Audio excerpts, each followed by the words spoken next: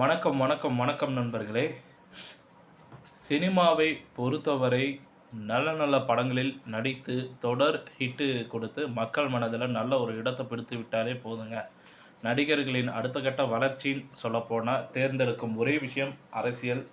சினிமாவை தாண்டியும் அரசியல்வாதியாக இருப்பதும் நல்ல சக்ஸஸ் தான் கொடுக்கும் என்பதை நிரூபித்து காட்டியவர் எம்ஜிஆர் அவர்கள். அவரது வளர்ச்சியையும் வெற்றிகளையும் பார்த்து வளர்ந்தோறும் ரஜினி, கமல், விஜய் உள்ளிட்ட பல டாப் 10 நடிகர்களுக்கு பார்த்தீங்கன்னா, அரசியல் மேலே பார்த்தீங்கன்னா, மோகம் வந்து விட்டதுன்னே சொல்லலாம். அவர்கள் படங்களில் நடித்த பெயரை சம்பாதித்து விட்டு, அதை வைத்து அரசியலில் குதித்து விட்டுறாங்க. ஸோ, அப்படி தான் நடிகர் விஜயும் அரசியலுக்கு வர வேண்டும் என பல வருடங்களா முனைப்புடன் இருந்து வந்திருக்கிறாரு.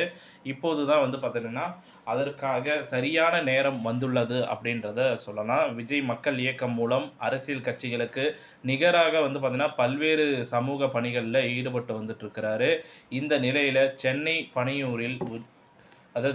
பனையூரில் விஜய் மக்கள் இயக்கத்தில மகளிர் அணி ஆலோசனை கூட்டம் நடைபெற்று வந்துட்டுருக்கிறது.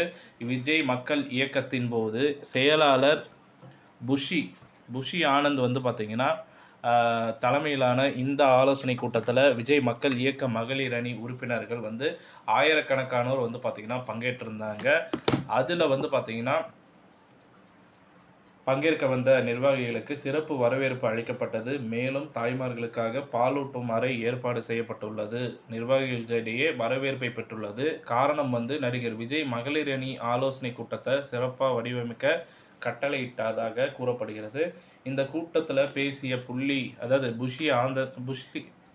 புஷ்லி ஆனந்த் பார்த்தீங்கன்னா, நிர்வாகிகள் இனிமேல் விஜய் என்று பெயர் சொல்லி கூப்பிடவே கூடாது, தளபதி என்று தான் கூப்பிட வேண்டும் என விஜய் மக்கள் இயக்கத்தில் நிர்வாகி புஷ்லி ஆனந்த் கூறியிருக்கிறாரு.